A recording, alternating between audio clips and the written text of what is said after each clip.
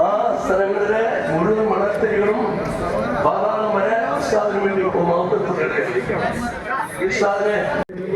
അതിനെയൊക്കെ വിലാപം നമ്മൾ മനസ്സിലാക്കുന്നില്ല എന്ന് മാത്രം നമുക്കിനിയിപ്പോ നിസ്കാരം പിന്തിക്കാൻ മാർഗമില്ല. ഇപ്പൊ നിസ്കരിക്കാൻ പോവാണ്.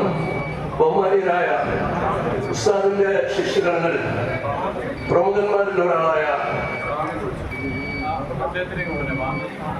ബാങ്ക് വിളിച്ചോട്ടെ നമസ്കരിക്കാം. ഏറ്റവും ഉമർ മൗലവി ഉസ്താദുകളാണ് നമസ്കാരത്തിന് ഇമാമത്ത് നിർവഹിക്കുന്നത്.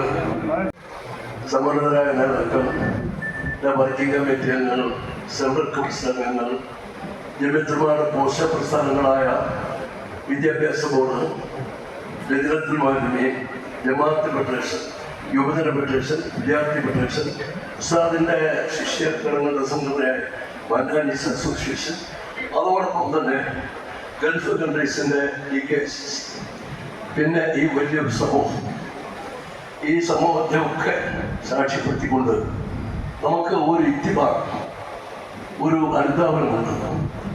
ആദരവായ റസൂൽ സല്ലല്ലാഹു അലൈഹി വസല്ലം വഫാത്തായപ്പോൾ ആ ജനാസ അടക്കം ചെയ്യപ്പെടുന്നതിന് മുമ്പ് അബൂബക്കർ സിദ്ദീഖ് റളിയല്ലാഹു അൻഹു ഖലീഫയെ തിരഞ്ഞെടുക്കപ്പെട്ടു. അദ്ദേഹത്തിന്റെ നേതൃത്വത്തിലായിരുന്നു ആ ജനാസ സംസ്കരണം.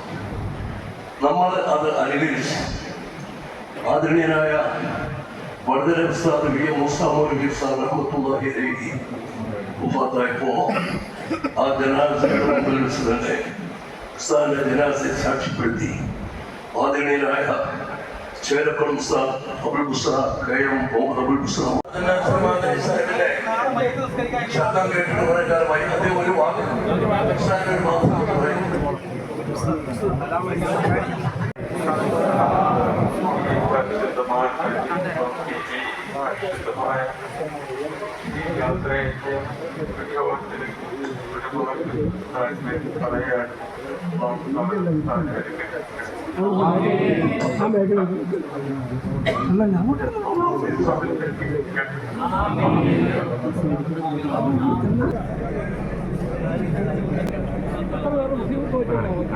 നമ്മൾ കണ്ടോ